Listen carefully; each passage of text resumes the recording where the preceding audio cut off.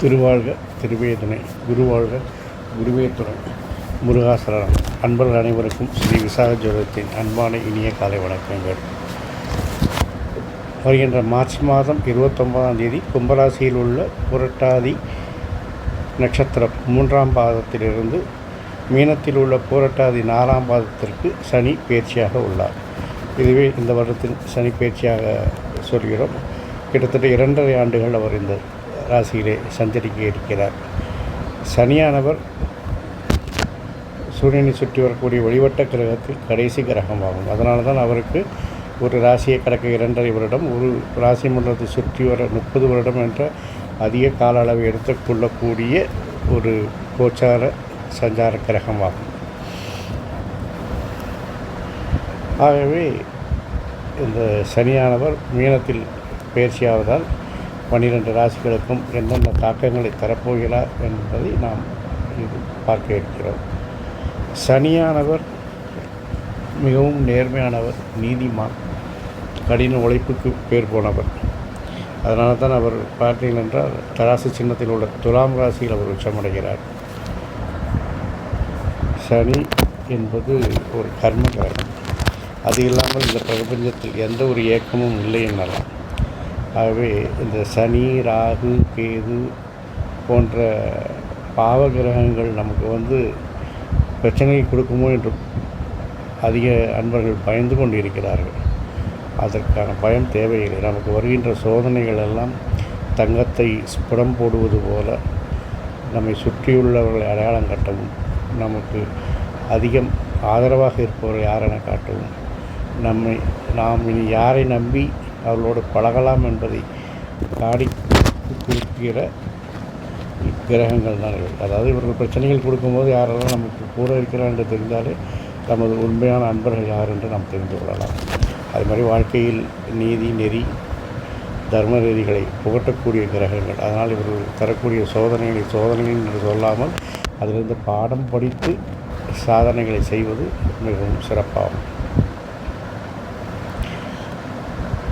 சனி பயிற்சி என்றாலே 7.5 சனியை கண்டு எல்லோரும் பயப்படுகிறார்கள். 7.5 சனி என்பது ஒரு சனி பகவான் ஜென்மராசியிலும், ஜென்மராசிக்கு முந்தைய ராசியிலும் அடுத்த ராசியிலும் சஞ்சரிக்கும் அந்த 2.5 + 2.5 + 2.5 7.5 வருடங்களையாக 7.5 சனி என்று சொல்கிறோம். அது 12ஆம் பாகத்தில் இருக்கிற சனியை வரைய சனி என்றும், ஜென்மத்தில் உள்ளது ஜென்ம சனி என்றும், 2ஆம் பாகத்தில் இருக்கக்கூடியதை பாத சனி என்று சொல்லுகிறோம். அதேபோல் 4ஆம் இடத்தில் இருந்தால் அஸ்தாஷ்டம சனி, 8ஆம் இடத்தில் இருந்தால் அஷ்டம சனி, 7இல் இருந்தால் கண்டக சனி,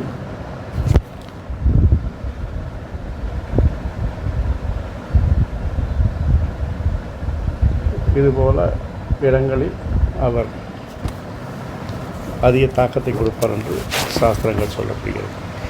மேற்கொண்டு இவருக்கு 3, 7, 10ஆம் இடங்களை பார்க்கின்ற பார்வை திறனும் உண்டு. அதனாலும் பலன்கள் சிலவற்றில் மாற்றங்களும் ஏற்படலாம். அத்தகைய சனி பகவானின் பயிற்சியை கொண்டு ஒவ்வொரு ராசிக்கும் அவர் என்ன தாக்கங்களை கொடுப்பார், சுப பலன்கள் என்ன, அசுப பலன்கள் என்ன, அசுப பலன்கள் என்றால் அதற்கு என்ன பரிகாரம் என்ற விஷயங்களை நாம் இனி ஒவ்வொரு ராசிக்கும் தெளிவாக பார்க்கலாம்.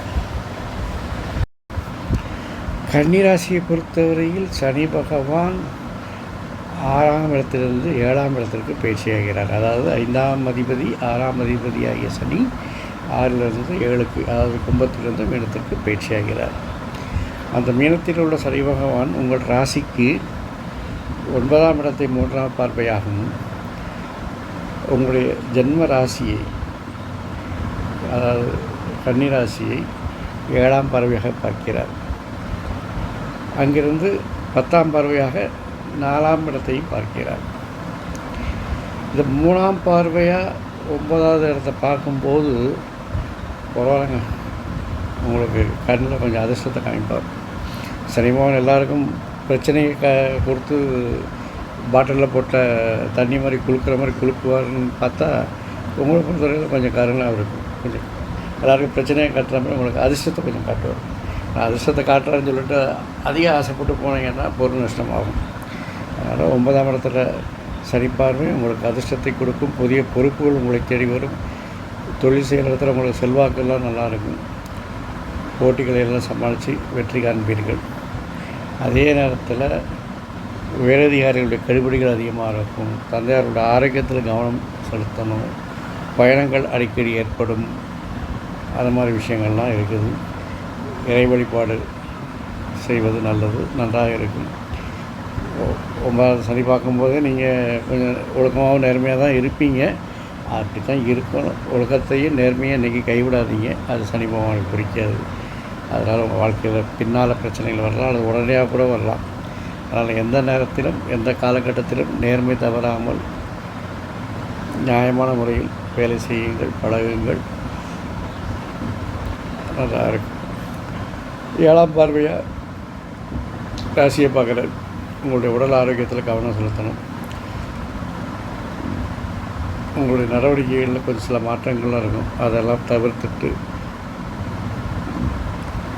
வேலை செய்கிற இடத்துக்கு வேலைக்கு தகுந்த மாதிரி உங்களுடைய நடவடிக்கைகளை மாற்றிக்கணும்.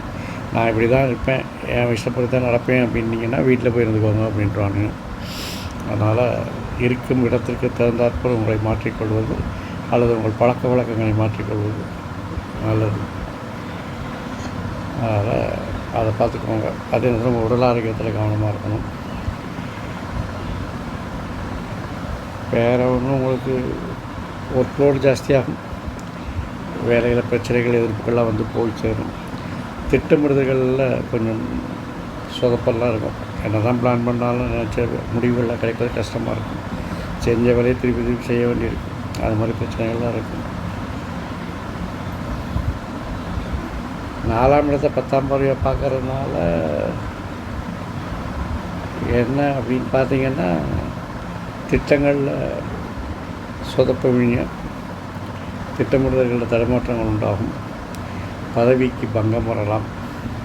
சிலருக்கு டீப்ரமோஷன் ஆகிற வாய்ப்புகள்லாம் இருக்குது. அதனால் அதை ஜாக்கிரதையாக இருங்க. தாயின் ஆரோக்கியத்தில் கவனம் தேவை. தாயோடைய ஆதரவுகிட்ட கொஞ்சம் ஒதுங்கிடுங்க. அது மாதிரி பார்த்துக்கோங்க.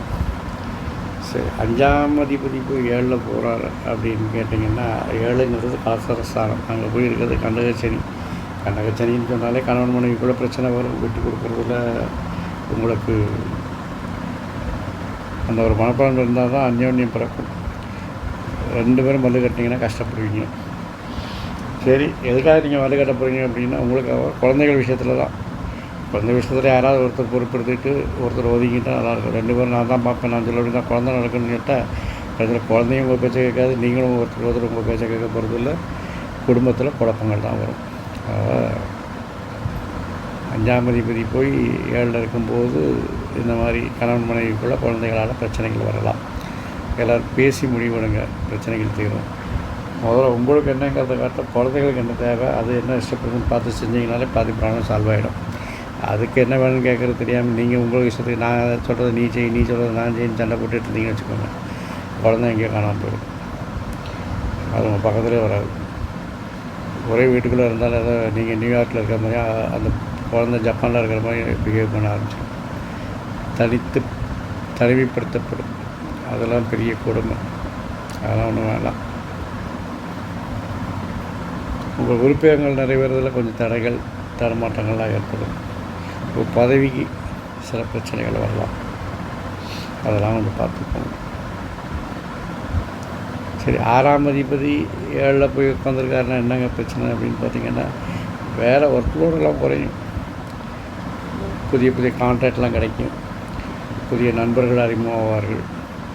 புதிய கூட்டாளிகள்லாம் கிடைப்பாங்க. தொழிலில் முன்னேற்றங்கள்லாம் வரும். ஒன்ஸ் அகெயின் 6ல் 7ங்கும்போது வாழ்க்கையத்தினுடைய ஆரோக்கியத்தில் கவனம் செலுத்தணும். சண்டை போடுறது மட்டும் இல்லாமல் அவங்க ஆரோக்கியத்தை நீங்கள் கவனிக்கணும். அவங்க ஆரோக்கியம் ரொம்ப ரொம்ப முக்கியம். அதுவும் உங்கள் செய்தாதில் சனி தசை புத்தி அந்த நடந்துச்சுன்னா கட்டாயம் அவங்களுக்கு பிரச்சனைகள் வரும். அதை பார்த்துக்கோங்க. சின்ன விஷயங்களாக இருந்தால் அலட்சியப்படுத்தாமல் உடனே அதற்கு சார்ந்த வல்லுநர்கள், அது இந்த டிபார்ட்மெண்ட் எக்ஸ்பர்ட்டு, அவங்கள போய் காமிங்க. அதை வெட்டுறாதீங்க. அதனால் அந்த விஷயத்தில் நீங்கள் கொஞ்சம் கவனமாக இருக்கிறது நல்லது. சரி, இந்த பலன்கள்லாம் தசாபுத்தி அந்தரம் இருக்கத்தான் இருக்குங்கிறீங்க. அப்போ இல்லைன்னா என்ன சார் பண்ணுறதுன்னா, சூரியன், சனி, ராகு, கேது போல் பாவகிரகங்கள் மீனத்திலிருந்து சனி அங்கே பெறும்பொழுது அதுவும் பிரச்சனைகளை கொடுக்கும். குரு சுக்கிரன் இருந்தால் மாத்திரம்தான் உங்களுக்கு சுப பலன்கள் அதிகரித்து அசுப பலன்கள் குறையும். அதை ஞாபகம் வச்சுக்கோங்க. சரி, அசுப பலன் தான் வந்துருச்சு, இதை மாதிரி பிரச்சனைகள்லாம் இருக்குது, சமாளிக்க என்னங்க பண்ணுறது அப்படின்னு கேட்டிங்கன்னா,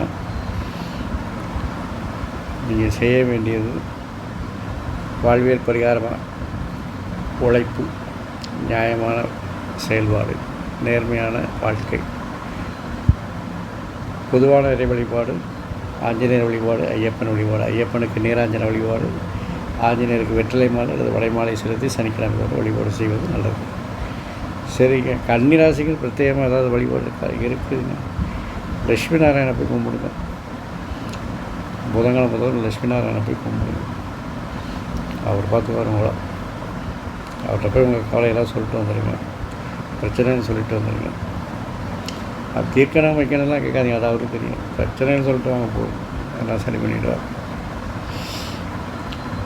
இந்த சனி பயிற்சியும் இல்லாமல் எந்த கிரக பயிற்சியாக இருந்தாலும் உங்களுக்கு அமைதி, ஆரோக்கியம், ஐஸ்வர்யத்தை தரக்கூடிய எல்லா அருளையும் என் அப்பன் செந்தூர் முருகன் உங்களுக்கு தருவாராக. வாழ்க வளமுடன், வளர்க சுகமுடன்.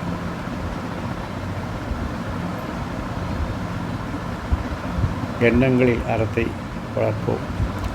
எண்ணங்கள் பேச்சுகளாகும். அறப்பேச்சுகளை பேசுவோம், பேச்சுகள் செயலாக மாறும். அரசைகளை செய்வோம், கர்மத்தின் வழிபிறப்போம். அறம் வளர்த்து கர்மமில்லாத யுகத்தை படைப்போம். முருகாசரணம், கந்தாசரணம். எங்கும் மங்களம் உண்டாகட்டும்.